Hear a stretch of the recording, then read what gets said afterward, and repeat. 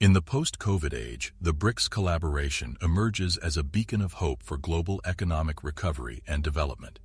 As South Africa leads the 15th BRICS Youth Summit, the focus is on inspiring young leaders to tackle pressing challenges and foster inclusive growth. However, a crucial dilemma looms over South Africa: whether to enforce the International Criminal Court's arrest warrant for Putin. Balancing legal obligations, economic interests, and international standing will define South Africa's commitment to the rule of law and human rights. Today we embark on a thrilling journey into the future at the BRICS Summit 2023, unlocking the boundless potential and envisioning the transformative impact of these 5 powerhouse nations. So let's get started. As 2023 draws near, the BRICS countries are embracing a more bright economic future. It is realistic to assume that in the post-COVID age, emerging markets, developing countries, and the rest of the world look to the BRICS collaboration as the catalyst for economic recovery and more active development. The National Youth Development Agency will host the 15th BRICS Youth Summit and meeting of ministers responsible for youth affairs, with the theme BRICS and Africa Partnership for Mutually Accelerated Growth, Sustainable Development, and Inclusive Multilateralism. At the BRICS Youth Summit, representatives from participating nations can have discussions with the aim of improving peace, security, and development in a multipolar, interconnected, and more complex globalizing world. The purpose of the summit is to bring young people together to work on an action plan for collaboration in the areas of business, humanitarian help, mass media, and science. South Africa, which is leading the BRICS this year, will make sure that the summit focuses primarily on discussions that inspire the BRICS countries' young leaders to actively participate in addressing the most pressing economic, social, and global challenges and contribute to the development agenda. It also places a strong emphasis on fostering positive interactions around problems of youth empowerment, supporting youth development, and creating welcoming environments for kids to plot their course for a better and more promising future. Prior to the meeting of the BRICS ministers in charge of youth affairs, which will be attended by youth senior government officials and the heads of executive authorities for youth, there will be a summit for young people. According to the summit's conclusions, the ministers' meeting would take into account and adopt the presentations and resolutions made by delegates from the BRICS Youth Summit. BRICS was first used in 2001 by Goldman Sachs banker Jim O'Neill to represent China, Brazil, Russia, and India. He anticipated that 4 nations will eventually have a significant effect on the global economy. A BRICS investment fund, created by Goldman Sachs in 2006, is focused on the development of these 4 nations, a year after South Africa joined, because it serves as a point of entry to the rest of the African continent, which has enormous untapped potential for trade, investment, and growth. The moniker, which at the time and encapsulated the excitement about emerging powers throughout the world, became a political organization. The inclusion of South Africa in the BRICS was significant.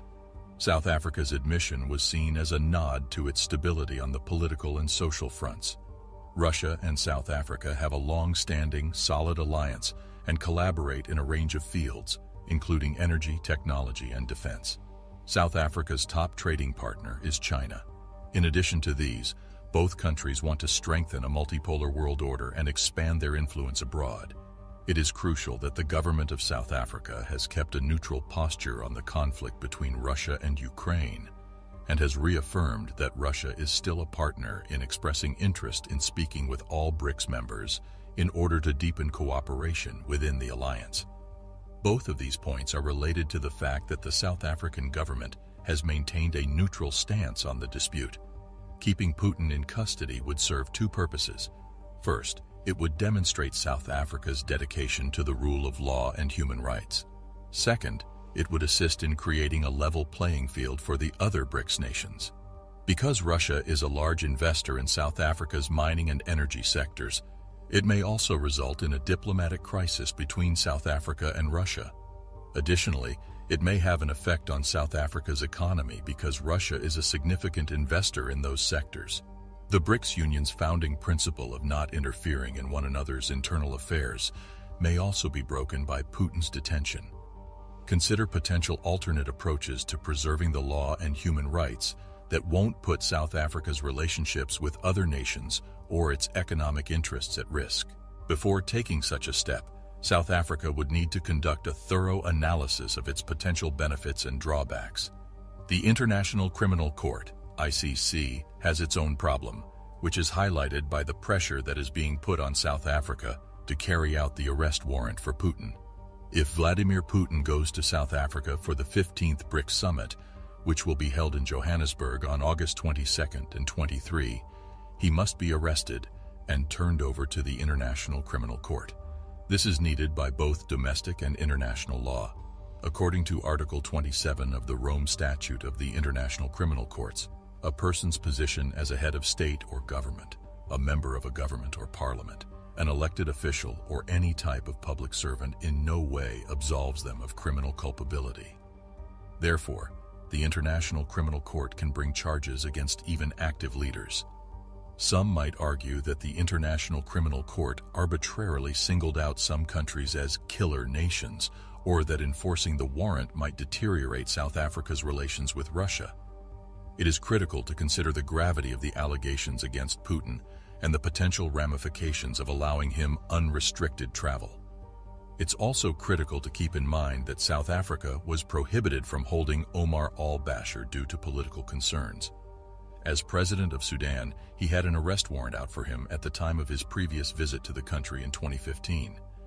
It was decided that the government's refusal to turn over all of the Bashir was illegal, since it went against the obligations South Africa had under both domestic and international law.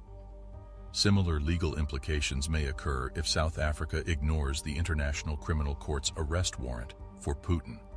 There have been claims that the International Criminal Court is biased against African countries and leaders as a result of the numerous prosecutions of African states and individuals.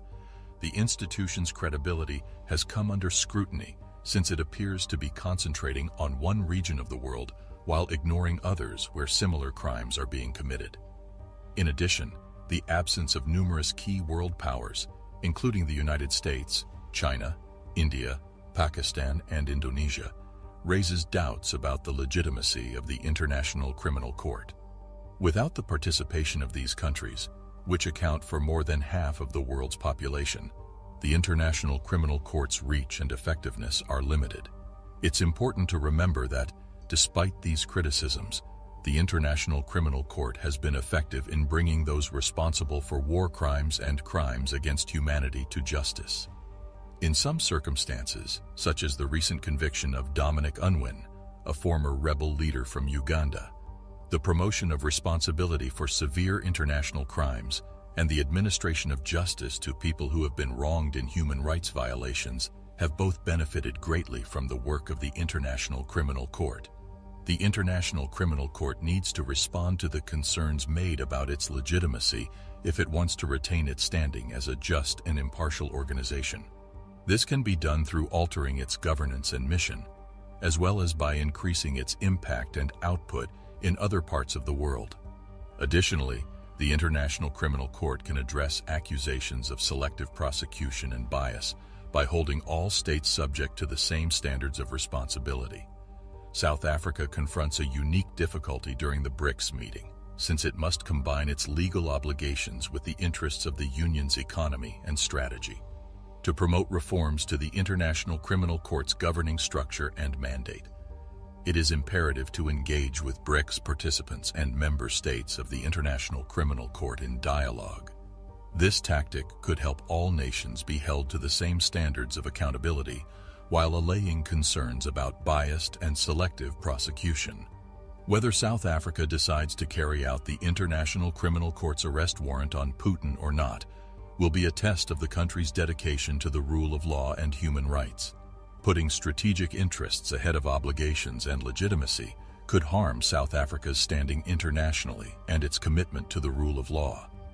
Finding a delicate balance between its obligations, interests, and legitimacy will be key to maintaining its moral standing in the international community. In the end, it is crucial to safeguard the rule of law and human rights while maintaining diplomatic ties with other BRIC member states. That's it for today's video. If you enjoyed the video, then leave us a like, Subscribe and ensure the bell notification is on to be notified of our recent content. Thanks for watching.